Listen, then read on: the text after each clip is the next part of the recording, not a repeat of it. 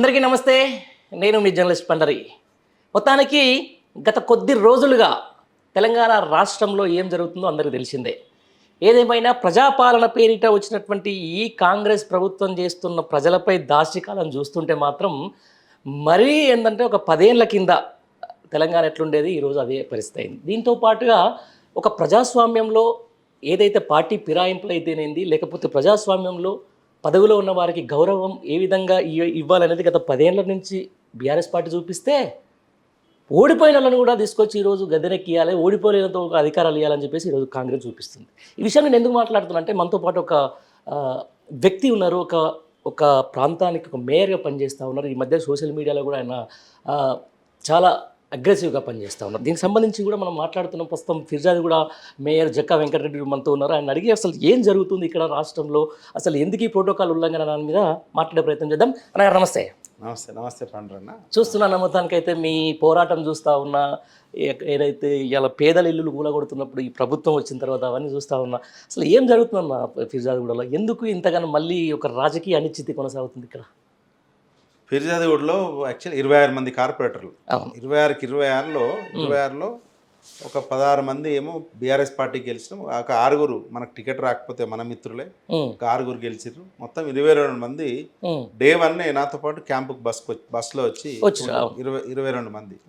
దాంట్లో ఒకరు బీజేపీ, 3 కాంగ్రెస్. వాళ్ళు కూడా మేమంతా ఫ్రెండ్సే, ఇక ఊరికే రోజు ఏముందని చెప్పి మా మంత్రి గారి రిక్వెస్ట్ మేరకు, కోఆప్షన్ సభ్యుల రిక్వెస్ట్ మేరకు వాళ్ళు అంటే 26కి 26 మంచి ఒకటే పార్టీలో ఉండి బ్రహ్మాండంగా పని చేసుకుంటుంటుంది. ఈ మధ్యన ఎలక్షన్స్ వరకు మాకు అసలు ఎట్లాంటి భేదాభిప్రాయాలు లేకుండా, ఎట్లాంటి ఏం లేకుండా, సరే చిన్నవి ఉన్న కార్పొరేటర్లు అలిగినా, లేకపోతే అది చేసినా ఇది చేసినా, ఆరోపణలు వచ్చినా ఇది చేసినా, అవన్నీ తాత్కాలిక బెనిఫిట్ కోసమో లేకపోతే ఏదో బ్లాక్ మెయిలింగ్ ఏదో జరిగేది.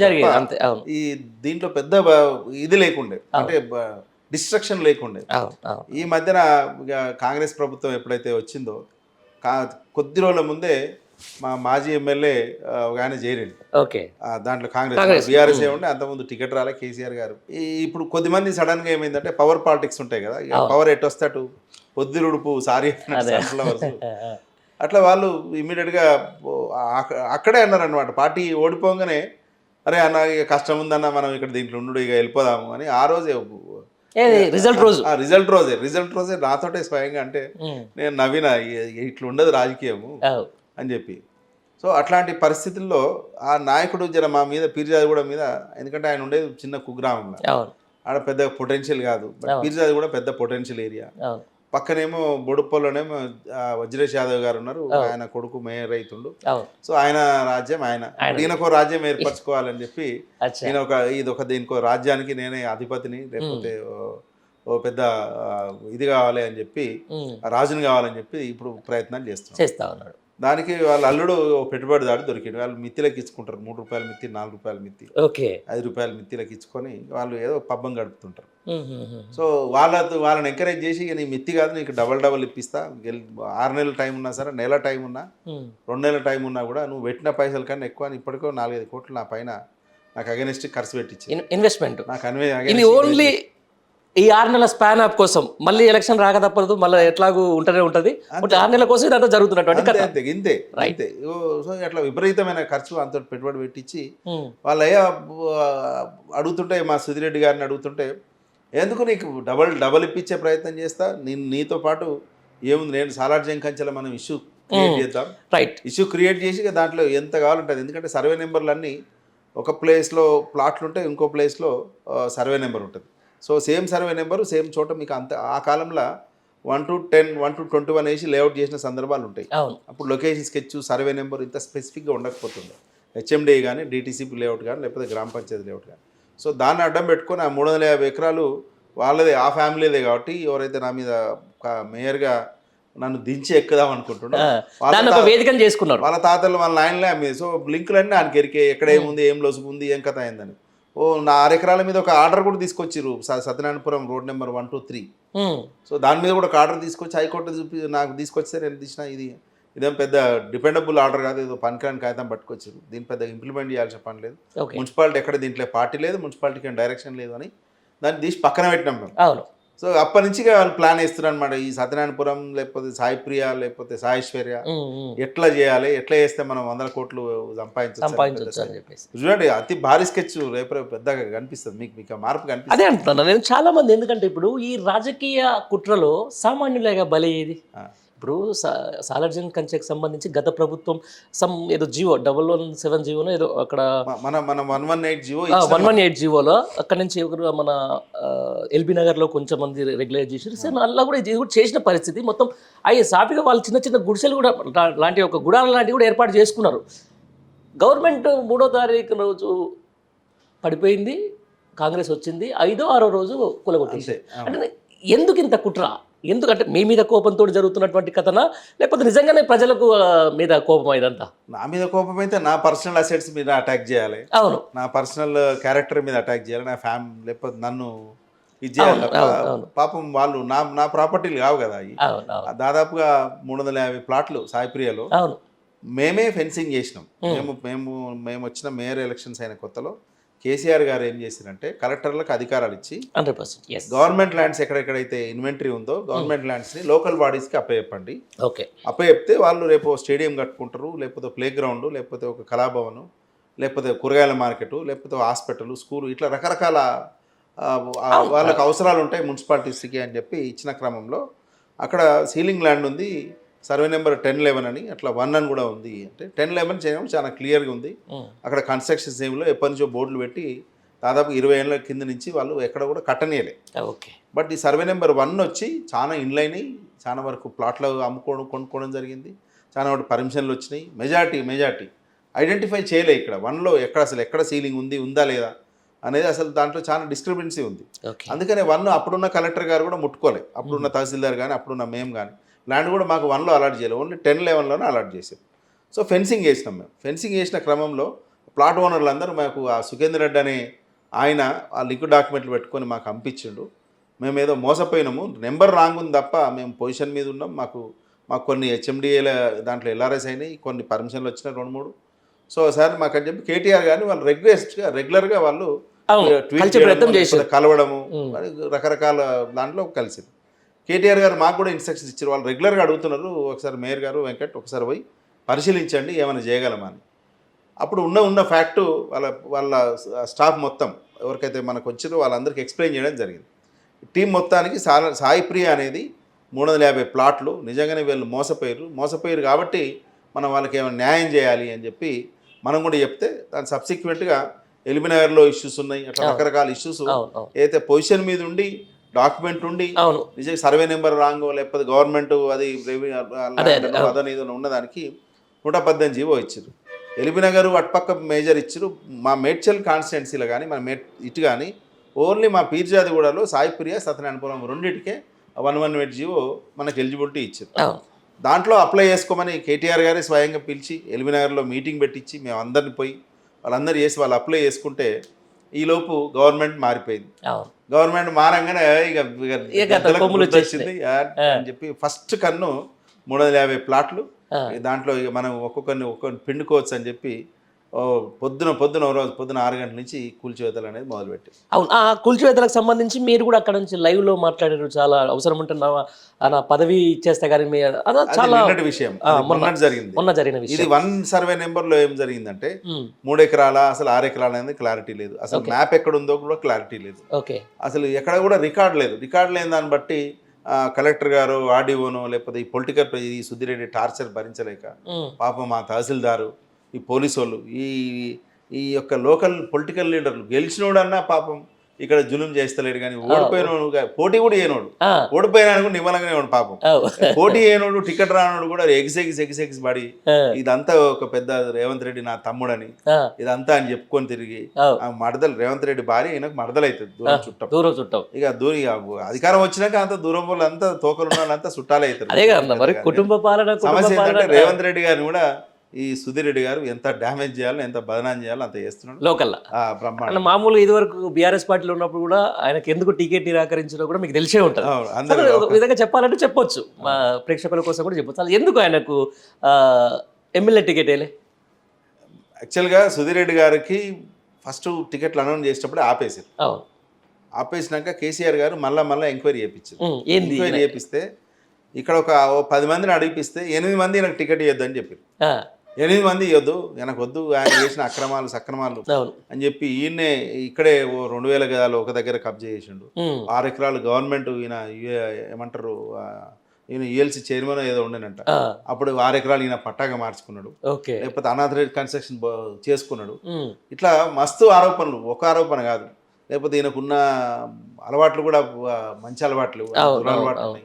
సో అది ఆయన పర్సనలే కావచ్చు కానీ బట్ ప్రజాప్రతినిధి ఉండే కదా ఉన్నప్పుడు. సో ఇట్లాంటి ఆయన ఎంకరేజ్ చేస్తే అహం బాగుంటుంది, ఎవరిని పడితే ఆయన ఇష్టం అనేది తిడుతుంటాడు, ఒక పద్ధతి లేదు పాడలేదు అని చెప్పి కేసీఆర్ గారు ఇవన్నీ వేసి ఈయనైతే గెలుచుడు కష్టం, అనవసరం పార్టీ కొట్టి సీట్ నష్టపోతామని చెప్పి అప్పుడు మల్లారెడ్డి గారికి పిలిచి టికెట్ ఇచ్చింది. ఓకే, ఇప్పుడు ఇక్కడ కొంచెం లోకల్ నాన్ లోకల్ ఇష్యూస్ ఏమైనా బాగా కనిపిస్తున్నారు. ఎందుకంటే మీరు ముందు నుంచి ఎదిగిన వాళ్ళు, మాకు ఒక పొలిటీషియన్గా పైనుంచి ఒక మేయర్ స్థాయి దాకా వచ్చిన వాళ్ళు, ఇక చాలామంది ఏమంటారంటే మా మేయర్ ఇక్కడ కాదు కదా, నాన్ లోకల్ కదా అని చెప్పేసి ఒక ఫీలింగ్స్ అయితే వస్తూ ఉంటుంది. దీని మీద మీరు ఏమైనా సఫర్ అయినరా? అంటే ఒకప్పుడు పీర్జాదగూడలో నాకు తెలిసి 2000-3000 ఓట్లు ఉంటాయి, 2000 కూడా ఉండవు, 1500 ఉంటాయి. అదే మేడిపల్లిలో 200-300-500 ఓట్లు ఉంటాయి, పర్వతాపూర్లో కూడా గంతే 200-300-500 ఓట్లు ఉంటాయి. ఇవాళ ఈ 3 కలిపి 80,000 ఓట్లు ఎట్లయినాయి? ఇక్కడోళ్ళే మన అందరు భూములు ఇచ్చి పుట్టుకొచ్చారా? లేదు కదా. అంతా హైదరాబాద్ సెటిల్మెంట్లో, హైదరాబాద్ పరిఫరీలో చాలా మంది ఏ రూట్ వాళ్ళు ఆ రూట్, నల్గొండ, వరంగల్, కరీంనగర్ ప్రాంతం వాళ్ళంతా ఈ ప్రాంతం వైపు వచ్చేట్లేదు. అప్పుడు కొంచెం ల్యాండ్స్ అగ్గు ఉండే, కిరాయిలు కూడా అగ్గు ఉండే, బ్యాచిలర్స్కి వచ్చి లేకపోతే రూములు దొరుకుతుండే.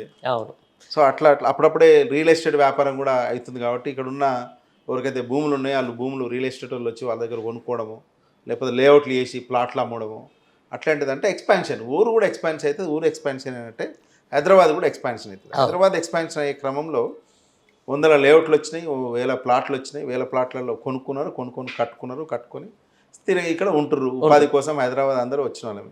ఎక్కడెక్కడో దూరం మనోళ్ళంతా అమెరికాలో పోయి బతకంగా లేదు, మరి మనోళ్ళంతా ఇది మన యూకేకి పోయి సెనేటర్లు కాని లేదు, మనోళ్ళంతా ప్రధానమంత్రి రేస్ లో ఉండంగా లేని, మనోళ్ళు పోయి అమెరికాలో సెనేటర్లు కాగలేదు, అక్కడ కూడా ప్రెసిడెంట్ ఉండంగా లేని.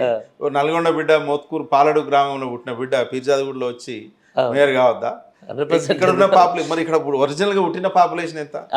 అది కాదు అసలు ఎక్కడ పుట్టినా మనకు ఆ ప్రాంతం మీద, ఆ ఊరు మీద.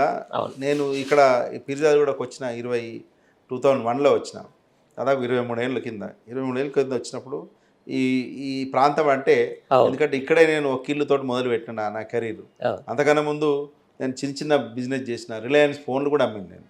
సో అట్లా ఒక్కొక్క మెట్టు ఒక ఇల్లు నుంచి 3 ఇళ్ళు నుంచి 6 ఇళ్ళు నుంచి అపార్ట్మెంట్ నుంచి గేటెడ్ కమ్యూనిటీ, ఇట్లా మనం ఎట్లా ఎదుట మనం క్యాపిటల్ పెంచుకుంటూ లేకపోతే పార్ట్నర్ కలుపుకుంటూ పోయి మన బిజినెస్ ఎక్స్పాండ్ చేసి మనం ఒక నిజాయితీగా వ్యాపారం చేసినాం. ఇక్కడ ఈ ప్రాంతంలోనే నా యొక్క బిజినెస్ ఉండే కాబట్టి ఈ ప్రాంతానికే మనం ఒక మంచి విజన్ చేయాలి. ఎందుకంటే మేము అప్పుడు గ్రామ పంచాయతీ ఆఫీస్ పోవాలంటున్నాం, లేకపోతే ఎంఆర్ఓ ఆఫీస్ పోవాలంటే బిల్డర్గా పోతే మేము గంటలు వెయిట్ చూసేది, అక్కడే కూర్చునేది అంతే. ఇక లోపల ఉన్న వార్డు మెంబరు, లోకల్ లీడర్ ఆయన పోడు, మమ్మల్ని రాని మాకు పర్మిషన్ కావాలనో, లేకపోతే ఏదైనా సర్టిఫికేట్ కావాలనో, లేకపోతే ఏదైనా మాట్లాడాలనో, ఇంటి పని కట్టాలని పోతే గంటలు మేము బయటనే ఉండాల్సి వచ్చేది. వీళ్ళే అంతకుముందు మీరు చెప్పిన ఇక్కడ లీడర్లే గంటలు ఆడ కూర్చుంటే ఎప్పటికైనా నేను ఆ కుర్చీలో కూర్చోవాలరా, ఎప్పటికైనా నేను ఈ ఊరికి హెడ్ని కావాలని చెప్పి ఆనాడు అనుకున్నా.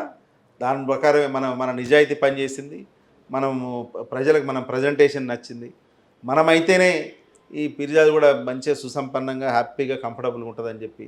అంతమంది లీడర్లు వస్తే అరాచకం తప్ప ఏముండదు, మనకి ఇదే ఏంచి బతుకొచ్చినవరా అనే కానించి అదే ఆ మాజీ ఎమ్మెల్యే గట్లే ఉండే, మా దగ్గర స్థానిక లీడర్ కూడా గట్లే ఉండే. మీరు ఏంచి వచ్చిరు, ఏం కథ, ఎట్లా అనిపిస్తుంది ఈ 4.5 సంవత్సరాలు మేయర్గా మీరు చేసిన అభివృద్ధి పనులు, చాలా హ్యాపీగా ఫీల్ అయినటువంటి పీర్జాది కూడా మీరు చేసిన సేవలు మాకు కొంచెం సార్ చెప్పొచ్చు? అభివృద్ధి అంటే చాలా ఉన్నాయి నిజంగా కూడా.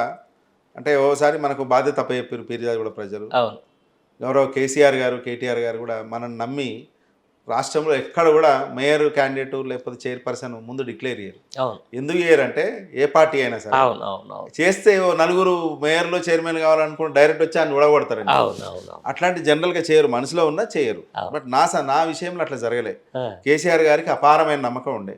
నేను ఎవరో తెలకు ముందు ఈ రోడ్డు గుండా పోతుంటే నా పోస్టర్లు అవేవో చూసి ఈ ఈ ఈ వెంకటరెడ్డి ఉన్నట్టున్నా ఇక్కడ కాబోయే మేయరు చైర్మన్ అని అప్పుడే కేసీఆర్ గారు వారి దగ్గర ఉన్న అనుకున్న సందర్భం ఉన్నాయి. వావ్ వావ్ సో అట్లాంటి ఎలివేషన్లో మనం వచ్చినాం. ఓకే కేసీఆర్ గారు డైరెక్ట్గా ఇక్కడ మన పల్లరాజేశ్వర గారితో నా ఒక్క ఎలక్షన్ మున్సిపల్ మొత్తం కేటీఆర్ గారు అన్ని ఎలక్షన్ చూసుకుంటే పీర్జాద్ కూడా మాత్రం కేసీఆర్ గారే స్వయంగా ఎవరు టికెట్ ఇవ్వాలి ఏంది అనేది మమ్మల్ని అడిగి ఒక లిస్టు తెప్పించుకొని వాళ్ళకే ఇవ్వాలి, లేకపోతే రేపు కౌన్సిల్లో ఇబ్బంది అవుతుంది అని చెప్పి అంత విజయనగర నాయకుడు ఆయన.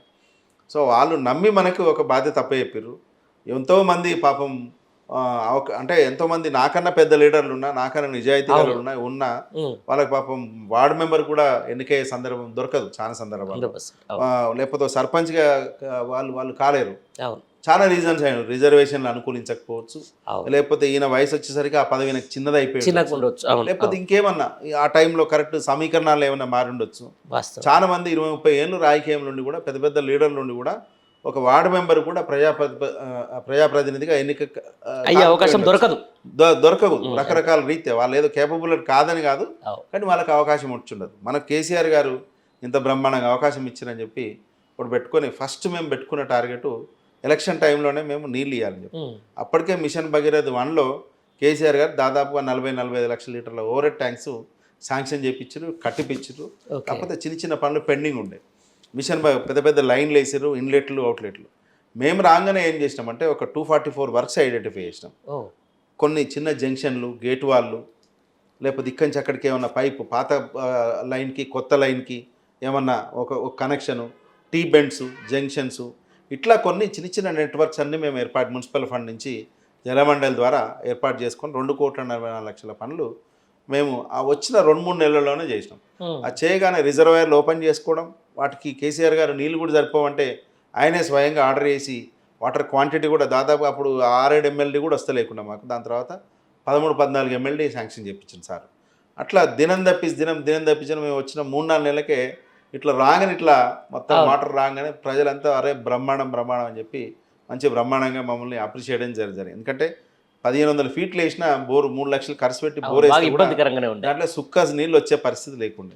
కొన్ని ట్యాంకర్ కొందామంటే మాకు ఓ పక్కన ఈ చెరువు ఉప్పల్ చెరువు, ఓ పక్కన పీర్జావుడి చెరువు, ఓ పక్కన మూసి, ఆ మూసి పక్కనో పీర్జావుడి చెరువు పక్కనో ఉప్పల్ చెరువు పక్కనో బోరేస్తే ఆ నీళ్ళే మా స్నానం చేయాలి. ఆ ట్యాంకర్ కూడా పొద్దున మనం బాత్రూమ్ పోదామంటే ట్యాంకర్ టైంకి వచ్చే కాదు, అంత దయమైన పరిస్థితి ఉండే. సో అది అత్యంత సాటిస్ఫాక్షన్ ఏంటంటే మేము వచ్చిన కొద్ది రోజుల్లోనే మంచిగా దినం తప్పించిన మంచిగా గంట సఫిషియెంట్గా వాటర్ ఇచ్చినాం. దీని తర్వాత వీళ్ళకి వచ్చిన తర్వాత ఈ ప్రభుత్వం మారినాక మేము దినం దినం ఇచ్చినాము. వీళ్ళు 3 రోజులకు ఒకసారి ఇచ్చే పరిస్థితి వచ్చింది ఆల్రెడీ. అవును చూస్తున్నాం. బట్ ఇంకా విజన్ ఉన్న నాయకుడు తప్ప కేసీఆర్ గారు కాబట్టి ఆయన ఏం చేసినట్టు అవుటర్ రింగ్ రోడ్డు పరిధిలో చాలా అవసరం వస్తుంది, రేపు ఎక్స్పాన్షన్ చాలా ఎక్కువ ఉంటుంది కాబట్టి ఒక 1,200 కోట్లు శాంక్షన్ చేసిండు. HMDA లిమిట్స్లో GHMC లిమిట్స్ దాటిన తర్వాత ORRకి 1,200 కోట్లలో మీరు ఇన్ఫ్రాస్ట్రక్చర్ ఇంప్రూవ్ చేసుకోండి అని చెప్తే మేము ఇక్కడున్న ఆఫీసర్లు మేము కలిపి మేము ప్లాన్ చేసుకొని పీర్జాగూడ గుట్ట మీద ఒక 50 లక్షల రిజర్వాయర్కి ఒకటి ఇదే మళ్ళీ రైతు బజార్ దగ్గర ఇంకొక 20 లక్షలు, సాయేశ్వర్య గుట్ట మీద ఇంకో 20 లక్షలు, ఇంకో 90 లక్షలు మళ్ళీ యాడ్ చేయించినాం. సో 90 లక్షల రిజర్వాయర్లు మన ఎలక్షన్ ముందు స్టార్ట్ చేసినాం. పైప్ నెట్వర్క్ అంతా అంటే అంతకుముందు 45 లక్షలు ఉంటేనే దినం ఇచ్చినాము. 90 లక్షలు యాడ్ అయ్యి ఇంకా రోజు 24 గంటలు ఇవ్వచ్చు అనేది 20 ఏళ్ళు బాధ ఉండొద్దు అనేది సార్ని ఇచ్చిన అవకాశాన్ని మేము కొంచెం తెలివిగా వాడుకొని ఆఫీసర్లను కన్విన్స్ చేసుకొని జాగాలు చూపించి మన రెవెన్యూ నుంచి ల్యాండ్స్ అలాట్ చేయించి ఒక లీడ్ తీసుకొని మనం ఏర్పాటు చేసినాం. ఇప్పుడు వచ్చిన ప్రభుత్వం కనీసం వీటిని నింపితే మళ్ళీ బ్రహ్మాండంగా నీళ్ళు ఇవ్వచ్చు, కానీ నింపుతలేదు. కొత్తగా వాళ్ళకు మేనేజ్మెంట్ రాకనో లేకపోతే ఇంకేదో ఎందుకు వేస్తాం.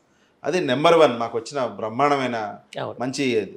తర్వాత ఏం చేసినామంటే మేజర్ రోడ్స్ ఏవైతున్నాయో కాలనీ టు కాలనీస్, పెద్ద కాలనీల రోడ్లు, లేకపోతే బొడుపల్ దగ్గర నుంచి సిగ్నల్ దగ్గర నుంచి మా పిర్జాగూడ నుంచి ఆ బొడుపల్కి వెళ్ళే దారి కానీ, బుద్ధనగర్ దారి కానీ, KLM గల్లీ కానీ, లేకపోతే పర్వతాపూర్ రోడ్డు కానీ, ఇట్లా మధ్య చాలా లింక్ రోడ్స్ ఏం చేసినామంటే ముందు మేడిపల్లి రోడ్డు అయితే ఈ మంచిగా బ్రహ్మాండంగా చేయాలనే ఉద్దేశంతో వీటిని ఫుల్ స్కేప్లో డెవలప్ చేసి మంచిగా యాక్సెసిబిలిటీ కొనసాగించాం. అది కూడా మంచి మార్పు కనిపించింది పబ్లిక్లో. అరే అంతకుముందు పక్క మున్సిపాలిటీలో మంచి గ్రాండ్గా కనిపిస్తే పీర్జాదుగులో ఎక్కడ చూసినా బ్రహ్మాండంగా మంచి నైస్ అప్రోచ్ రోడ్స్ ఉన్నాయని చెప్పి ఒక ఇంకొక టాపిక్ వచ్చింది.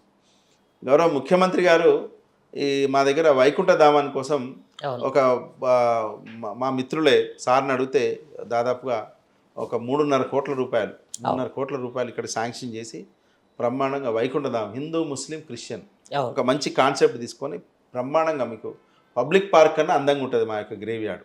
సో మంచిగా మంచి చాలా చక్కగా మా ఆహ్లాదకరంగా ఉండే పోయినా కూడా అబ్బా ఇంత బాగుంటుంది ఇది పార్క్ లాగా ఉంది తప్ప గ్రేవ్ యార్డ్ లేదనే సందర్భంలో అట్లాంటివి చేసినాం. దాదాపు 100 పార్కులకు మేము కాంపౌండ్ వాళ్ళు కట్టినాం. అట్టే టైప్ డిజైన్ చేసి ఎక్కడ పార్కులు ఉంటే అక్కడ, ఎందుకంటే ఫ్యూచర్ జనరేషన్ అసెట్ అది. సో కాబట్టి ఆ పార్క్ ఎందుకంటే ఏ మాత్రం స్థానం దొరికినా కబ్జా అయిపోతాయి. మళ్ళీ అట్లా 100 పార్కులు మేము రాకముందే పోయింటాయి. దాంట్లో ఏం అనుమానం రికార్డు మార్చి అది మార్చి లేఅవుట్ మార్చి అట్లా చేసిన సందర్భాలు చాలా ఉంటాయి. కాబట్టి ఇక ముందు కూడా అట్లా జరగొద్దని చెప్పి సో మ్యాక్సిమం ఎంత వీలైతే అంత కంట్రోల్ చేసి దాదాపు 100 పార్కుల పైన మేము కాంపౌండ్ వాళ్ళు పెట్టడం జరిగింది. సో ఇట్లా మనం హరితారం ప్రోగ్రామ్ చాలా చక్కగా పిజ్జా కూడా అంతా పచ్చగా ఉండాలండి. మల్టీ లేయర్ అవెన్యూ ప్లాంటేషన్ మేమే చేసినాం. మియావాకి ప్లాంటేషన్ రాచకొండ కమిషనరేట్లో యాదాద్రి ప్లాంటేషన్ పెట్టింది సార్, అది మేమే చేసినాం. ఇక్కడ మంచి ఓపెన్ ఎయిర్ జిమ్ములు దాదాపుగా 1.5 కోటి పెట్టి ఓపెన్ ఎయిర్ జిమ్ములు ఎక్కడంటే ఎక్కడెక్కడ లేడీస్కి కంఫర్ట్గా ఉండేట్టుగా ఎక్కడ పడితే అక్కడ మంచి ఓపెన్ ఎయిర్ జిమ్ములు మంచి అంటే చాలా చక్కగా చేసినాం. పార్కులు పిల్లలు ఆడుకోవడానికి మంచి ఒక 4-5 పార్కులు మంచి మోడర్న్ అల్ట్రా ఫెసిలిటీస్, టాయిలెట్లు, children play area, walking track, మంచి లాను, ఇట్లా బతుకమ్మ దసరా ఆడుకుంటట్టు లేకపోతే కొన్ని వినాయక చవితి మండపాలు అట్లా అన్నిటికీ పట్టుకునేటట్టుగా మల్టీపర్పస్లో మంచి పార్కులు కూడా డెవలప్ చేసినాం. ఇంకా మంచిగా ఏమనిపిస్తుంది అంటే కోవిడ్ అప్పుడు మేము బ్రహ్మాండంగా కోవిడ్ సెంటర్ పెట్టి పిర్జాడ మున్సిపల్ కార్పొరేషన్ 33 బెడెడ్ ఒక డాక్టర్ విక్టర్ ఇమాన్యుల్ ఆయన సపోర్ట్ తోటి మా మున్సిపల్ ఫండ్ కొంచెం డోనర్స్ ఇచ్చిన ఫండ్ ఇదంతా కలిపి అప్పుడున్న కలెక్టర్ గారు అప్రూవల్ తీసుకొని కోవిడ్ హాస్పిటలే సెటప్ చేసి గవర్నమెంట్ తరఫున మెడిసిన్, మున్సిపాలిటీ తరఫున ఫుడ్, బెడ్ అరేంజ్మెంట్స్ ఇవన్నీ అవసరమైతే అడిషనల్ స్టాఫ్ పెట్టి బ్రహ్మాండంగా దాదాపు 350 మంది ఫస్ట్ ఫేజ్లో, 350 మంది సెకండ్ ఫేజ్లో వాళ్ళకి ట్రీట్మెంట్. అది ఇంకా చాలా సాటిస్ఫాక్షన్. వరదలప్పుడు అతలాకుతలం అయిపోయినాం. పిజ్జా కూడా చెరువు కట్టది అయిపోయింది. మేడిపల్లి చెరువు కట్టక అసలు అవుట్లెటే లేదు. ఈ లేడీ వాళ్ళ తెలియక నా వాడే అదంతా మొత్తం నిండిపోయింది. ఆ వరదలలో వచ్చి చాలా వార్డులు నీళ్ళలో మునిగిపోయి పడవలేసుకుని తిరిగే పరిస్థితి. అట్లాంటి స్థితిలో మా కార్పొరేటర్లు అందరం కూడా బాగా పనిచేసి జేసీబీలు కొన్ని 30-40 జేసీబీలు హైర్ చేసి పాల ప్యాకెట్లు, ఫుడ్డు, భోజనాలు అట్లా నీళ్ళల్లో ఒక వారం రోజులు ఉండి బోట్లు వేసుకొని పోయిన పరిస్థితి. ఇట్లాంటి పరిస్థితిలో తట్టుకొని మనం చేసి రాత్రి పాపం పిజ్జా కూడా చెరువు కట్టేస్తే ఆ కింద ఉన్న కార్పొరేటర్ దేవేందర్ అని పాపం రాత్రి వాళ్ళందరూ అలర్ట్ చేసి వాళ్ళందరినీ చేసుకుంటూ పోయి సో ఇట్లా చేస్తే దాని మళ్ళీ శాశ్వత పరిష్కారం కోసం 110 కోట్ల రూపాయలు మనం కేటీఆర్ గారిని రెగ్యులర్ కలిసి బడ్జెట్ లేదన్నా కూడా సార్ అడిషనల్ బడ్జెట్ మిగులు బడ్జెట్ నుంచి అయినా శాంక్షన్ చేయండి అని చెప్పి మిగులు బడ్జెట్ నుంచి 110 కోట్లు బోడుప్పల్ పిజ్జా కూడా ఇక ఫ్యూచర్లో ఎట్టి పరిస్థితుల్లో ఇట్లాంటి ఇబ్బంది రాకూడదని చెప్పి అది దాన్ని టేకప్ చేసినాం. పిజ్జా కూడా పర్వతాపూర్ రోడ్డు మా మున్సిపల్ ఫండ్ 2 కోట్లు 3 కోట్లు పెడితే సరిపోదు అని చెప్పి ఎట్లనే చేసి దీన్ని మనం చేయలేము ఈ డబ్బులని ఒక 26 కోట్లు హెచ్ఎండి నుంచి శాంక్షన్ చేపించి అది చేయించినాం. ఈ 2 ప్రాజెక్టులు మధ్యలో ఆగిపోయినాయి. అంతే గవర్నమెంట్ రాగానే కథం ఆపేసేయి అనేసరికి ఆగిపోయినాయి. కానీ ఇదేం ప్రభుత్వాలు మారినంత మాత్రాన పబ్లిక్ అవసరాలు అయితే అయిపోవు కదా, పబ్లిక్ అవసరాలు కూడా సడన్గా షిఫ్ట్ కావు కదా. ఎట్లా అనిపిస్తుంది అన్న 8 నెలలు అయింది ప్రజాపాలన పీరియడ్ వచ్చిన కాంగ్రెస్ ప్రభుత్వ పరిపాలన చూస్తే ఏమనిపిస్తుంది మీకు? అసలు అనుకున్న ఇట్లా ఉంటుందని చెప్పేసి నిర్బంధాలు, ఈ పోలీసు రాజ్యాలు చూసిరా ఎప్పుడన్నా ఇదివరకు? యాక్చువల్గా ఒకటి మాత్రం స్పష్టంగా చెప్పగలను నేను, కేసీఆర్ గారి ప్రభుత్వం 10 ఏళ్ళ అధికారంలో ఉన్నప్పుడు మేము దాంట్లో 4 సంవత్సరాలు నేను మేయర్గా ఉన్నప్పుడు, అంతకుముందు 6 సంవత్సరాలు కానీ ఈ మేయర్గా ఉన్న 4 సంవత్సరాలు కానీ మేము భయపడకుండా పనిచేసినాం. అధికారులకైనా సరే లేకపోతే మన సీనియర్ ఎమ్మెల్యేకి కానీ మంత్రులకు కానీ ఒక రెస్పెక్ట్ ఇచ్చుకుంటాం. ఇండివిజువాలిటీ మనం తప్పు చేయొద్దు, తప్పు చేస్తే మనోళ్ళు ఊరుకోరు అని చెప్పి ఒక ఏమన్నా ఒక డిసిప్లిన్ తోటి అధికారులు ఎప్పుడు మేము బెదిరించకపోయేది. అధికారులు కూడా రూల్ పొజిషన్ చెప్పి ఇది కరెక్ట్ సార్ జెన్యూన్ చేయండి, లేకపోతే ఇట్లా వేస్తే పేదలకు ఉపయోగపడుతుంది, ఇట్లా చేయండి అని చెప్పి చెప్పినమే తప్ప ఎన్నడూ కూడా మేము అధికారంలో ఉన్నాం, మేము ఆ దర్పం చేసి మేము కూలగొట్టమంటే కూలగొడతాం, జైలు అంటే జైలు వేస్తాం, ఏదంటే చేస్తాం అని. ఇది ఎక్కడ అరాచకం? ఎప్పుడు కూడా మేము ఫీల్ కాలే. కానీ ఇప్పుడు అనిపిస్తుంది అధికారంలో ఉంటే ఇట్లా కూడా బిహేవ్ చేయొచ్చా అని. అంటే మాకు తెలవలేదే, మేము ఒక్క దగ్గర కూడా ఒక పని చేయించుకోలే, ఒక దగ్గర కూడా ఒకరు బెదిరేయలే అనే పరిస్థితి. అంటే మార్పు అనేది ఒక ఏబుల్ లీడర్షిప్, ఒక విజన్ ఉన్న పార్టీ, ఆ లీడర్షిప్ డిసిప్లిన్ ఉంటే, ఆ నాయకుడు డిసిప్లిన్ ఉంటే వాళ్ళ కింద ఉన్న వాళ్ళందరూ కూడా ఎంత డిసిప్లిన్గా పెంచాల్సింది. తల్లిదండ్రి మంచిగా ఉంటేనే కొడుకులు కూడా డిసిప్లిన్గా, బిడ్డలు కూడా డిసిప్లిన్గా పెరుగుతారు. సో అట్లా అక్కడేమో అట్లా, ఇక్కడేమో దీనికి ఉల్టా ఉంది. ఏది చూడు అంటే వాళ్ళ ప్రభుత్వం ఉంటే ఏమైనా చేయొచ్చు కదా దానికి కలెక్టర్లు కూడా అండి సిగ్గుపడాల్సిన విషయం ఏంటంటే, ఒక గవర్నమెంట్ పాలసీని ఇంప్లిమెంట్ చేయాల్సిన వాళ్ళు, పబ్లిక్ కోసము పబ్లిక్ గ్రివెన్సెస్ తీసుకోవాల్సిన వాళ్ళు, రూలు లేదు లేకపోతే ఏం లేదు, వాళ్ళు ఏదంటే అది అక్కడి నుంచి ఏం డైరెక్షన్ వస్తే వీళ్ళు అది రాయడం. అంటే కలెక్టర్ అంటే సంతకం పెడతానికే పెన్నుతోటి, పచ్చ పెన్నుతోటి తప్ప, కలెక్టర్ అనే వాడికి బుర్ర ఉండాలి, ఆ బుర్ర విచక్షణ అధికారం ఉండాలి, ఆలోచించాలి. ఆయన క్లర్క్ జాబ్ కాదు కదా, ఉట్టినే ఫైల్ రాసి ఫార్వర్డ్ చేసి ఫర్ నెసరీ అప్రూవల్ అనో లేకపోతే ఫర్ యువర్ ఆర్డర్స్ అనో కాదు కదా. ఈజ్ ద అథారిటీ, జిల్లా మ్యాజిస్ట్రేటు. వాళ్ళకే ఇక్కడ విలువ లేదు కాదు, వాళ్ళు వినియోగించుకుంటలేరు. సో అట్లా తయారయ్యారు. కలెక్టర్ కానించి కింద తహసీల్దార్ వరకు, లేకపోతే అక్కడ మంత్రులు ఎమ్మెల్యేల కానించి ఇక్కడ కింద చిన్న గల్లీ నాయకుడి వరకు. ఇంకా గొప్ప విషయం ఏంటంటే ఇక్కడ పాత కాంగ్రెస్ వాళ్ళు పాపం మంచిగానే ఉన్నారు. పాత కాంగ్రెస్ పాపం వాళ్ళు ఇన్ని రోజులు పోరాటం చేసినాం, అది చేసినాం, ఇది చేసినాం, ఇక మా ప్రభుత్వం వచ్చింది, ఇక మేమేదైనా కొంచెం మంచిగా తిరుగుదామని మా ఇక్కడ ఉన్న కాంగ్రెస్ మిత్రులు, ఎందుకంటే ఇక్కడ అంతా ఒకలాగానే ఉన్నాం, మేము ఎప్పుడు అధికార దర్పం పాటించలేదు కాబట్టి వాళ్ళు కూడా మా మీద ఎప్పుడు బేసిజం లేదు. వాళ్ళు వచ్చిన పని చేసినాం, బీజేపీ వాళ్ళు వచ్చిన పని చేసినాం, అందరం అన్నదమ్ములు లెక్కనే ఉంటుంది ఇన్ని రోజులు.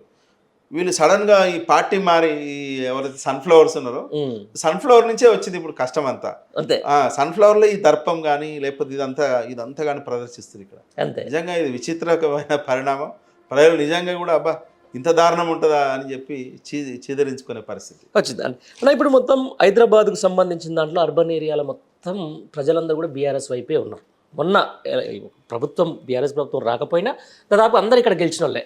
బట్ ఈరోజు ఆల్ ఆఫ్ సడన్లీ మళ్ళీ ఈరోజు ఒక ఎమ్మెల్యే, రేపు 2-3 ఎమ్మెల్యేలు మారుతా ఉన్నారని చెప్పి మీరు అన్నారు. పొద్దుతిరుగుడు పువ్వులు లెక్క తిరుగుతూ ఉన్నారు. దీన్ని ఎట్లా చూడవచ్చు అన్న? అంటే ప్రజాభిష్టం మీదకే జరుగుతుందా? ఇది ప్రజలు నమ్మి ఇలా బీఆర్ఎస్ పార్టీ నేతలుగా ఎమ్మెల్యేలు చేస్తే వాళ్ళు మళ్ళీ కాంగ్రెస్లోనే కలుస్తూ ఉన్నారు. దీన్ని ఎట్లా చూడవచ్చు అంటున్నాను నేను. కామెంట్ చేయాల్సిన పని లేదు కానీ, బట్ నేను ఆలోచిస్తే ఏంటంటే, ఎవరైనా సరే నీటి పాలిటీషియన్ ఎవరు కూడా భయపడిపోరు. అవును, ఒక నిజాయితీగా వ్యాపారాలు చేసి సంపాదించుకోవచ్చు, లేకపోతే ఇతర ఏమన్నా రియల్ ఎస్టేట్ వ్యాపారం చేసి సంపాదించవచ్చు, లేకపోతే ఇంకేదన్నా వాళ్ళ ఖర్చుల నిమిత్తం వాళ్ళ సెల్ఫ్ సస్టైన్ వాళ్ళకి ఏం ప్రాబ్లం లేదు. కొద్దిమంది లీడర్లు కబ్జాలు చేసో, లేకపోతే గవర్నమెంట్లు ఏమైనా మమ్మల్ని రేపు ఇబ్బంది పెడతాయేమోనో, లేకపోతే గతంలో ఏమైనా తప్పులు చేసి ఇప్పుడు కూడా తప్పులు చేసే పరిస్థితి, లేకపోతే మా మనుగడ కష్టమైద్దనో, లేకపోతే ఫ్యూచర్లో మేము చేసే దొంగ దందలు ఇవి ఉంటాయి కదా, ఈ దొంగ దందలకు అధికార పార్టీ ఉంటే వాషింగ్ పౌడర్ నిర్మాణం అయితే తప్ప, లేకపోతే నిజాయితీగా, లేకపోతే భవిష్యత్తు లేని నాయకులు. ఒకటి ఏంటంటే ఇది లాస్ట్గా ఇక నేను మన దాంట్లో చాలా మందిని చూసినామంట, పెద్ద వాళ్ళు వృద్ధ నాయకులు కూడా మారి ఇక మాకు భవిష్యత్తు అయిపోయింది, ఇంకేముంది, ఇక మేము పోటీ చేసేది లేదు, గెలిచేది లేదు అని చెప్పి ఉన్న నాయకులు తప్ప, ఇప్పుడున్న పొద్దుటూడుపులు ఎవ్వరు కూడా రేపు మేము ఏదో పబ్లిక్లో పోతాం గెలుస్తామని అనుకుంటలేరు. పబ్లిక్తో మాకేం పని, మేము ఎమ్మెల్యే గెలిచినాం 5 ఏళ్ళు ఉంటాం, ఇక మనం దించేది లేదు కదా. మా మేయర్ లెక్క 4 ఏళ్ళకి దించే అధికారం పబ్లిక్ లేదు. సో కాబట్టి ఇక మేము ఉంటాం, మమ్మల్ని ఓవర్ చేసేది ఉంది అని చెప్పి మాకు కావాలా మళ్ళీ దందలు మనం సంపాదించుకోవాలి, అంతే. దానికోసమే నా ఉద్దేశం అయితే గదే. రేపు ఇదే మేయర్ పదవి కాపాడుకోవడం కోసం జక్కా వెంకటరెడ్డి పార్టీ మారడా?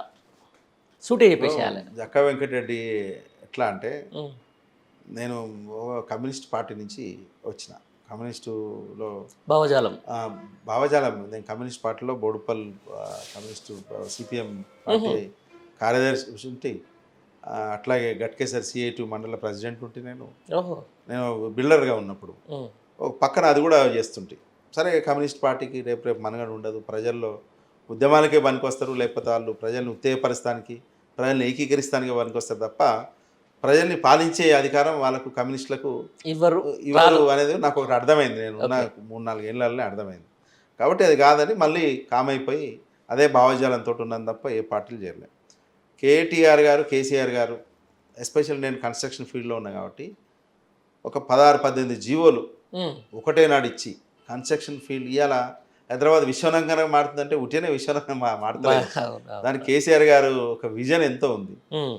ఇవాళ స్కై స్క్రీపర్స్ అంటాం, హై రైజ్ బిల్డింగ్స్, వాటికి చాలా రిలాక్సేషన్ ఇచ్చి మీరు ఎంత అయితే ఇప్పుడు విశ్వనగరం ఎందుకంటే అబ్బాయి హైదరాబాద్ అద్భుతంగా మారిందని అమెరికా వాళ్ళు లేకపోతే సింగపూర్ వాళ్ళు లేకపోతే లండన్ వాళ్ళు వచ్చి ఎందుకంటారు అంటే అవి ఉట్టేనే కాదు, ఓవర్ నైట్లో బిల్డ్ అయితే చూమంత్రం అంటే కాదు. ఒక విజనరీ ఉన్న లీడరు, ఒక ఆలోచన విధానము, దాని తగ్గట్టు ఇన్ఫ్రాస్ట్రక్చరు, ఆ బిల్డర్లకు కానీ లేకపోతే అక్కడ ఉండే వాళ్ళ పబ్లిక్ కానీ లా అండ్ ఆర్డర్ చాలా చక్కగా ఉందని చెప్పి హైదరాబాద్ అంటే మల్టీ లింగ్వల్, మల్టీ కల్చర్, ప్రపంచంలో నుంచి కానీ ఏ దేశం నుంచి ఎక్కడోళ్ళైనా సరే ఇక్కడ హైదరాబాద్ నగరం అనేది ఆకట్టుకుంటుంది. వెనకటించిన పరంపర హైదరాబాద్లో నిజాం ప్రభుత్వం నుంచి ఇక్కడ మనకి ఎంతో మంది మార్వాడీలు, గుజరాతీలు వచ్చి హైదరాబాద్లో మార్కెట్లే ఉన్నాయి. ఆ కాలం గుజరాత్ గల్లీ, మార్వాడీ గల్లీ మన దగ్గర, ఈ గంజ్ ఆ గంజ్ అని, రాజస్థాన్ గంజ్. సో అట్లా ఆ కాలం నుంచే ఉన్నాయి. సో అదే కల్చర్ వీళ్ళు కూడా కొనసాగించి అట్లా చేయడం వల్ల ఇవాళ హైదరాబాద్ విశ్వనగరంగా అయింది తప్ప ఊరికే కాదు. సో ఆ క్రమంలో మేము కేటీఆర్ గారితో మా బిల్డర్స్ ఫెడరేషన్ నుంచి చాలా రెగ్యులర్గా మేము మాట్లాడడం, కన్వే చేయడం, నా ఆధ్వర్యంలో మీటింగ్ పెట్టడం, బిల్డర్లందరినీ మొబిలైజ్ చేసి మాకు కావాల్సిన రియల్ ఎస్టేట్కి సంబంధించిన వ్యాపారానికి సంబంధించిన జీవోలు కానీ లేకపోతే వ్యాపారంలో ఇబ్బందులు గవర్నమెంట్ సాల్వ్ చేస్తే ఎంత ఈజీగా రియల్ ఎస్టేట్ పుంజుకుంటుందని. సో ఇవన్నీ చేస్తేనే కదా ఇవాళ ఇక్కడ మా దగ్గరే 3,000, 4,000, 5,000 రూపాయలు ఉన్న గజం భూమి ఇవాళ 50,000, 1,00,000 రూపాయలు అయింది. వాస్తవం. మా ఊర్లో 1,00,000, 2 లక్షలు ఉన్న భూమి ఇవాళ 40-50 లక్షలు అయింది. ఇవన్నీ ఉట్టేనే కావు. ఇప్పుడు పక్క రాష్ట్రం వాళ్ళే అన్నారు. ఒకప్పుడు ఆంధ్రాలో ఎకరం అంతా హైదరాబాద్లో 4 ఎకరాలు వచ్చేది. ఇప్పుడు హైదరాబాద్లో ఎకరం అంతా 50 ఎకరాలు వస్తుంది. ఇప్పుడున్న ముఖ్యమంత్రి గారే అంటే విజన్ ఉన్న నాయకుడు కనుక ఉంటే అట్లా ప్రాంతం అభివృద్ధి చెందుతుంటుంది, ప్రాంత ప్రజలకి డైరెక్ట్గానో ఇండైరెక్ట్గానో లాభం జరుగుతుంటుంది. సో అట్లాంటి నాయకుడిని చూసి, అట్లాంటి విజన్ ఉన్న లీడర్ని చూసి నన్ను ఆయన ఎందుకు ఎలక్షన్స్ వస్తాయి కదా అని నన్ను పార్టీకి రమ్మంటే నేను ఎమ్మెల్యే ఎలక్షన్స్ అప్పుడు, అంటే అంతకుముందు ఎమ్మెల్యే ఎలక్షన్స్ అప్పుడు పార్టీలో జాయిన్ కావడం జరిగింది. అప్పుడు నాకన్నా సీనియర్ లీడర్లు ఉన్నారు మన దగ్గర ఇక్కడ. నేను మేయర్ అవుతా అనుకోలే, బట్ నా గోల్ అది ఉండే. ఎందుకంటే అప్పుడు అనుకున్నా కదా ఎప్పుడైనా ఈ కుర్చీలో కూర్చొని ఈ పాలకులు ఏదైతున్నారో వీళ్ళందరూ పర్ఫెక్ట్ సెట్ చేసి ప్రజలకు డైరెక్ట్ అందుబాటులో ఉండాలని చెప్పి ఎప్పుడైతే అనుకున్నానో అది నాకు అవకాశంగా ఈ వేదిక ద్వారా మనకు రావచ్చు అని చెప్పి ఉద్దేశంతో బీఆర్ఎస్ పార్టీలో ఎమ్మెల్యే ఎలక్షన్స్ సందర్భంలో చేరిన సందర్భం. దాని తర్వాత మా ఎలక్షన్స్ 1 ఇయర్ 1.5 ఇయర్లో జరగడం, కేసీఆర్ గారు నన్ను గుర్తించి నేను ప్రతి ఇంటికి జూట్ బ్యాగులు వంచి పిర్జాలు కూడా మొత్తం డైరెక్ట్ ఎలక్షన్ వస్తాయి అనుకొని, యాక్చువల్గా డైరెక్ట్ ఎలక్షన్ అని చెప్పి అనుకున్నాను నేను. సో మున్సిపాలిటీ మేయర్ అంటే డైరెక్ట్ పబ్లిక్ తోటే ఓటేస్తాం, పబ్లిక్కే కావచ్చు, ఇట్లా ఇండైరెక్ట్ ఎలక్షన్ అయితే అని చెప్పి నేను ఊహించలే. సో దాని తర్వాత అట్లా ఇండైరెక్ట్ ఎలక్షన్ రావడం. సో అట్లా ముందు నుంచే నన్ను ప్యానల్గా డిక్లేర్ చేయడం. ఇంత చేసిన కేటీఆర్ గారికి నేనేదో ఈ 6 నెలల పదవి కోసం నేను ఈ పార్టీ మారితే నన్ను ప్రజలు క్షమించరు, భగవంతుడు క్షమించరు. చెప్తున్నారన్న ఇది మళ్ళీ ఇప్పటికైనా తిప్పి కాదు, నువ్వు ఇంక ఎటర్న్ వేసుకో, మంచి సేవ్ చేసుకో, నేను మారే అంత అవసరం నాకు. నేను ఆ సందర్భం వస్తే నిజంగానే నాకు అంత ఒత్తిడి వచ్చి నాకు అంత ఇబ్బంది జరిగితే ఈ పదవి ఎంతసేపు నేను ఏమంటున్నా, నేను బిల్డరు, నాకు నా ఆఫీసు, కన్స్ట్రక్షన్ ఆఫీసు, నాకు బ్రహ్మాండమైన సామ్రాజ్యం నాది, నాకు 100 కోట్ల బిజినెస్, కన్స్ట్రక్షన్ యాక్టివిటీ, నాకు 100 మంది నా దగ్గర ఎంప్లాయీస్, నా సామ్రాజ్యం నాకుంది కదా. మేయర్ కాకపోతే ఏముంది ఇప్పుడే. అంటే పదవి వ్యామోహం అనేది ఉంటది కదా మనిషికి. నేను ఏమంటున్నా అంటే వ్యామోహం ఎంత 6 నెలలే కదా, 4.5 ఏళ్ళు చేసినాం కదా, చాలు కదా, బిర్రగా తిన్నాం బిర్యానీ. ఇంకా ఎట్లా ఇప్పుడు చక్క వెంకటరెడ్డి ఓన్లీ మేయర్ తోటి ఆగిపోతారా, ఇంకా ఉన్నత పదవులు ఏం ఆశించరా? అది ఇంతకుముందు నేను చెప్పినట్టుగా పాపం చాలా మంది ఎన్నో ఊహించుకొని ఏదో మంచి ఒక విజన్ తోటో లేకపోతే ఒక ఎంథూజియాజం తోటో రాజకీయంలోకి వచ్చిండ్రు. చాలా మందికి నిజంగా వాళ్ళకు కెపాసిటీ ఉన్నా, కేపబుల్ ఉన్నా, ఎలిజిబుల్ ఉన్నా అవకాశం దక్కుండదు. డెఫినెట్గా నా పరిస్థితి అంతే. ఇదే మేయర్ పదవి రిజర్వేషన్ జనరల్ వచ్చింది, అవు జనరల్తో పాటు జనరల్ మైల్ వచ్చుంటే నా పరిస్థితి ఏమయ్యేది? కాకపోయేట్టు డ్రానే కదా, అక్కడ తీసిన డ్రానే కదా. డ్రాలో మహిళ పురుషుడా? అవును నా అదృష్టం బాగుండి పురుషుడు వెళ్ళింది కాబట్టి నేను మేయర్ ఉన్నా. అవును అంతకుముందు సంవత్సరాల కాలం నాకు నేను కన్న కళ, ఉమ్. లేకపోతే అంతకుముందు నేను ఊహించుకున్న కుర్చీ, అవును అవును ఇవన్నీ రాకపోయేది కదా. సో అది నా అదృష్టం అక్కడ ఉండాలి. రేపు కూడా నా అదృష్టం ఎట్లుంటుందో ఏముంటుందో కానీ ఏదున్నా బీఆర్ఎస్ పార్టీ తోటి నా అదృష్టం ఉంటుంది. అంతే బీఆర్ఎస్ పార్టీ తోటి కొనసాగదు తప్ప నిజంగా పార్టీ మారేంత అవసరం నాకు లేదు. నిజంగా ఆ టైం వస్తే నేను రాజకీయం నుంచి నిమ్మలంగా ఉంటా. మళ్ళీ నా సామ్రాజ్యం, నా కన్స్ట్రక్షన్ ఆఫీస్ ఉంది, అది నా చూసుకుంటాం. కన్స్ట్రక్షన్ ఆఫీస్ మంచిగా చూసుకొని మళ్ళీ ఇంకా కసి కొద్దీ వ్యాపారం చేస్తాను. రైట్. ఇప్పుడు బీఆర్ఎస్ పార్టీ కొంచెం గడ్డు కాలంలో ఉన్నమాట వాస్తవం. అంటే క్రియేట్ చేయబడుతుందా, లేకపోతే కార్యకర్తలు గట్టిగానే ఉన్నారు, నాయకులు మాత్రం ఇటు మీరు అన్నట్టు పొద్దుదూరి పూలకే తిరుగుతూ ఉన్నారు. యువ నాయకత్వం మీద దృష్టి సారిస్తామని చెప్పేసి ఇటు బీఆర్ఎస్ పార్టీ కూడా చెప్తా ఉంది. భవిష్యత్తులో అంటే మీరు ఆల్రెడీ ఒక మేయర్ పీఠం చేసిండ్రు, భవిష్యత్తులో మీకంటూ పార్టీ ఒక పెద్ద అవకాశం ఇస్తే ఏ విధంగా దాన్ని సక్రమంగా నిర్వర్తిస్తారా? యా, నేను ఏమంటున్నా అంటే ఇప్పుడు మనం లీడర్లము కొంచెం షైన్ కావాలంటే కూడా అవును అధికారం ఉన్నప్పుడు షైన్ కాము. మనం వాస్తవం. ఉంటేనే మనం సానపడతాం వాస్తవం. మంచిగా. అధికారం ఉంటే చెప్తున్నా కదా, మనం మాట్లాడలేము, గొంతు ఇప్పలేము. నేను 4 ఏళ్ళు ఒక్క ఇంటర్వ్యూ కూడా ఇవ్వలే. ఇప్పుడు మళ్ళీ మీకు ఇస్తున్నా. నేను అంతేనా? ప్రభుత్వం మారినాకనే ఇంటర్వ్యూ ఇస్తుంది తప్ప అంతకన్నా ముందు నేను బిల్డర్గా 20, 30, 30, 40 ఇంటర్వ్యూలు ఇచ్చుంటా, ఓకే. అసోసియేషన్ ప్రెసిడెంట్గా, సెక్రటరీ. బట్ ఒకసారి ప్రభుత్వంలో రాగానే, ఒక బాధ్యత రాగానే అవును నా వాయిస్ అనేది నాది కాదు. అది అవును. నేను ఏం ప్రభుత్వ వాయిస్ మాట్లాడినా అవుతుంది. ప్రభుత్వంలో ఉన్న ఎలక్టెడ్ రిప్రజెంటేటివ్గా ఉన్నా కాబట్టి ఆ వాయిస్ అవుతుంది. అవును నేనేమన్నా పొరపాటు మాట్లాడినా, తప్పు మాట్లాడినా అది ప్రభుత్వం మీద, పార్టీ మీద డైరెక్ట్ ఎఫెక్ట్ పడవచ్చు. 100%. సో అందుకని ఆ ఒళ్ళు దగ్గర పెట్టుకొని ఇన్ని రోజులు మాట్లాడలేదు. కానీ ఇప్పటి నుంచి ఎందుకు మాట్లాడాము? ఇంకా ప్రతిపక్షంలో ఉన్నాం, 100%. మనం ప్రశ్నించే గొంతు. మనం ఎంతైనా ప్రశ్నించవచ్చు, ఎవరినైనా నిలదీయవచ్చు, ఎవరినైనా అడగవచ్చు. మన పబ్లిక్ కోసం, మనం నమ్ముకున్న పబ్లిక్ కోసం ఎవరితోనైనా కొట్లాడవచ్చు మనం. కాబట్టి కొట్లాడడం ఇవన్నీ జరుగుతుంది. భవిష్యత్తులో ఎట్లాంటి అవకాశం వచ్చినా, పార్టీ అవకాశం ఇచ్చినా, లేకపోతే ఎట్లాంటి అవకాశం ఇచ్చినా, కేసీఆర్ గారు, కేటీఆర్ గారు ఎట్లాంటి అవకాశం ఇచ్చినా డెఫినెట్గా ఛాలెంజింగ్గా తీసుకుంటారు. ఎందుకంటే మనకు ఆ పని చేసే ఓపిక ఉంది, పని చేయాలన్న జీల్, అల్టిమేట్గా జీల్ కూడా ఉండాలి. రాజకీయం అనేది కూడా ఒక జీల్, ఆ జీల్ కూడా ఉంది.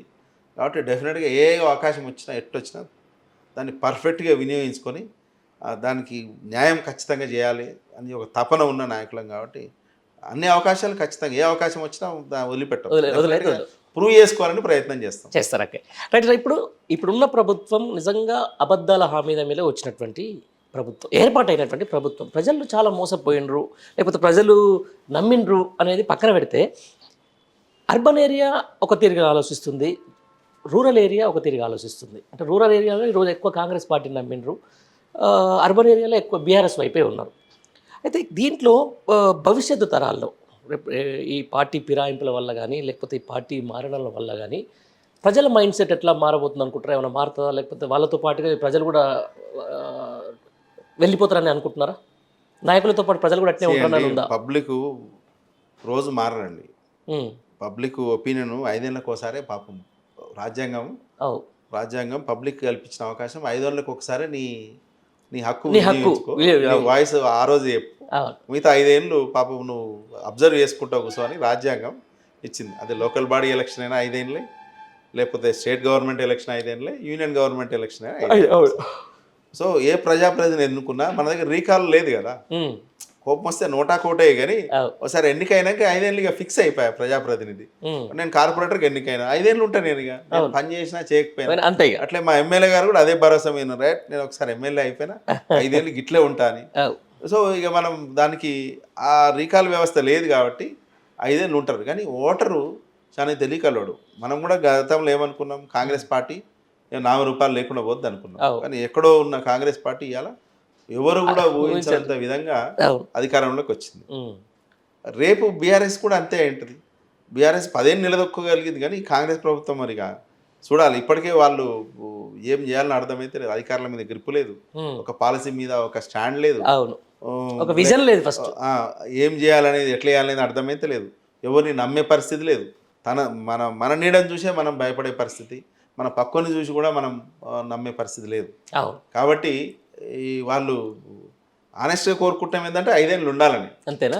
5 ఏళ్ళు పాలించాలి. వాళ్ళు పాలిస్తే ప్రజలు కూడా రియలైజేషన్ వస్తుంది కదా. ఎందుకంటే 5 ఏళ్ళ వరకు వేచి చూస్తారు ప్రజలు. కాబట్టి 5 ఏళ్ళు ఉండాలి వీళ్ళు.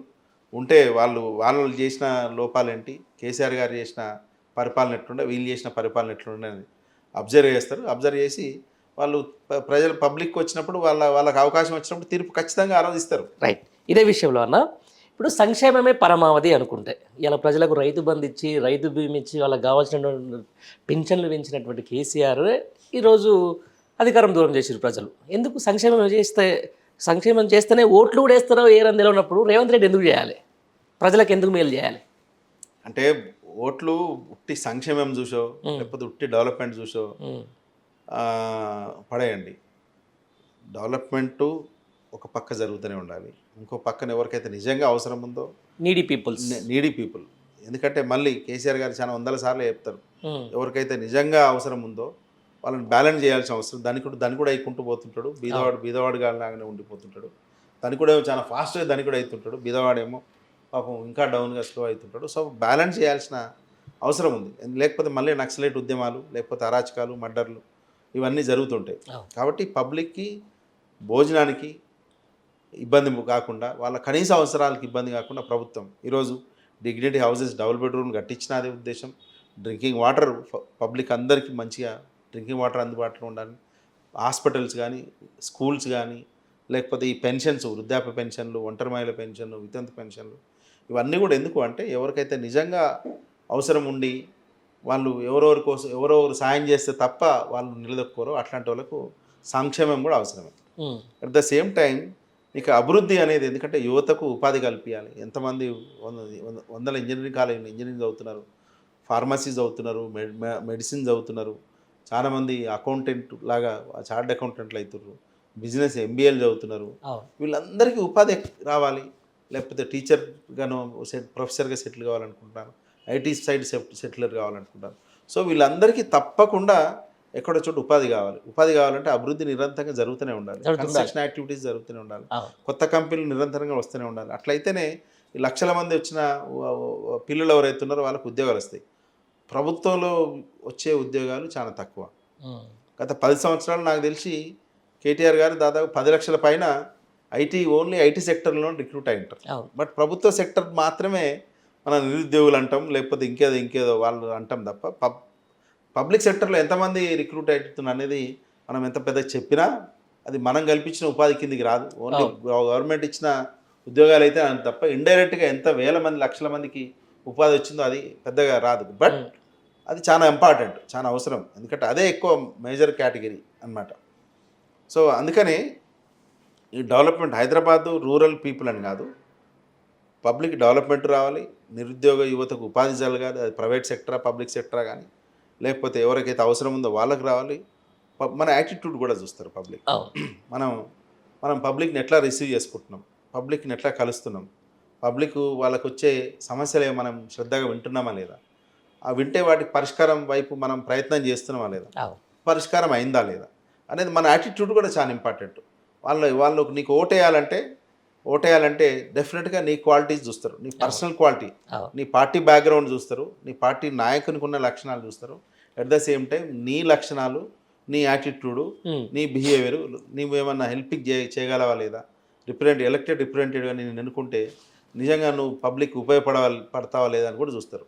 సో ఇవన్నీ గెలుపుకోవటంల మీద ఆధారపడి ఉంటాయి. అటు రూరల్ పబ్లిక్ అయినా, ఇటు అర్బన్ పబ్లిక్ అయినా. చాలామంది పబ్లిక్ చిన్న కార్యం కానీ, ఎలక్టెడ్ రిప్రజెంటేటివ్ చిన్న కార్యమైనా పెద్ద కార్యమైనా అటెండ్ అవుతుంటారు. చాలామంది ఎలక్టెడ్ రిప్రజెంటేటివ్ ఒకసారి ఎన్నిక కాగానే కథం పబ్లిక్ అంటే ఇక బానిసలాగా చూస్తారు, ఫోన్లు కూడా లేపరు.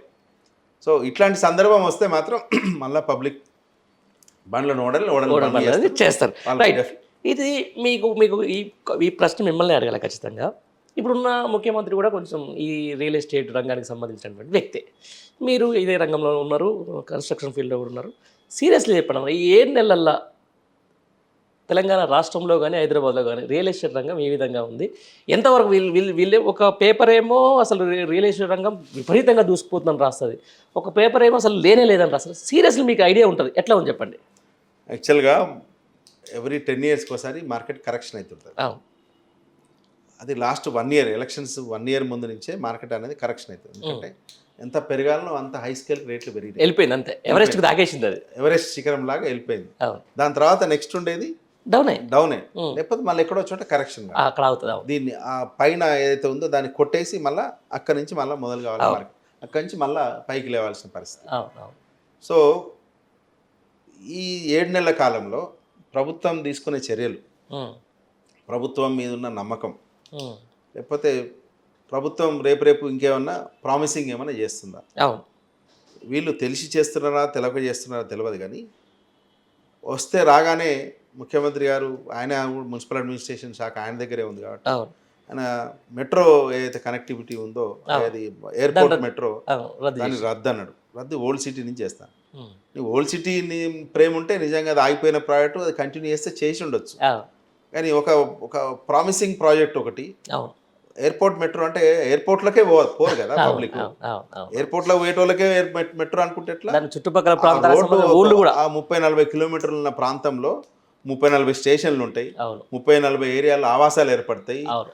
బిల్డింగ్స్ వస్తాయి, కన్స్ట్రక్షన్ ఏర్పడుతుంది, ఆ నుంచి హైటెక్ సిటీ కనెక్టివిటీ. ఎస్. అవును. సో ఎందుకంటే అక్కడ సో అటు సౌత్ రాయదుర్గంకు కనెక్టెడ్ అవుతుంది. సౌత్ సైడ్ నుంచి కూడా ఇటు కూడా కనెక్టివిటీ ఏర్పడాలని, ఓకే. సార్ భువనగిరిని అప్ టు బీబీ నగర్ వరకు కూడా కనెక్టివిటీ ఏర్పడాలని, ఇటు పటాన్ చెరువు నుంచి ఆ ప్రాంతం కూడా బిహెచ్ఏల్ అదంతా కూడా ఏర్పడాలని. సో ఇట్లా ఒక విజన్ తోటి ఏమో కేసీఆర్ గారు వెళ్తే ఆయన ఏం చేస్తే దానికి ఉంటాయి. ఎందుకంటే ఆయన విజనే అది కదా.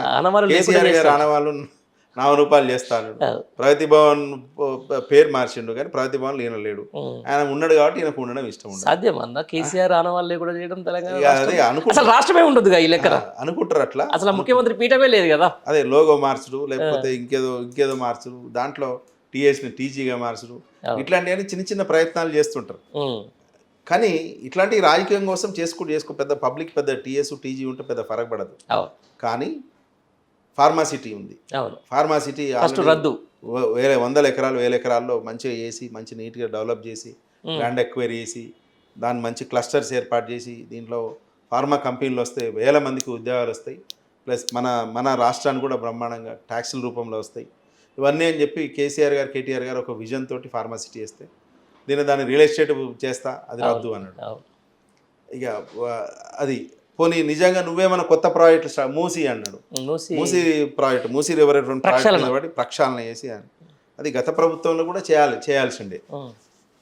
ఒక దాదాపు ఇక్కడి నుంచి అక్కడికి 20-30 ఎస్టీపీలు దాన్ని నిర్మాణం చేసింది. ఎందుకంటే ఎక్కడెక్కడైతే అవుట్లెట్ ఉంటుందో మూసీలోకి హైదరాబాద్ మురుగునీరు ప్రవహిస్తుందో అక్కడ సివరేజ్ ట్రీట్మెంట్ ప్లాన్ చేసి క్లీన్ చేస్తే నీటిని ఫ్రెష్ వాటర్ కనీసం ట్రీటెడ్ వాటర్ అన్న మూసీలోకి వదిలినట్టు గత ప్రభుత్వంలో చాలా ప్రాజెక్టులు టేకప్ చేశారు.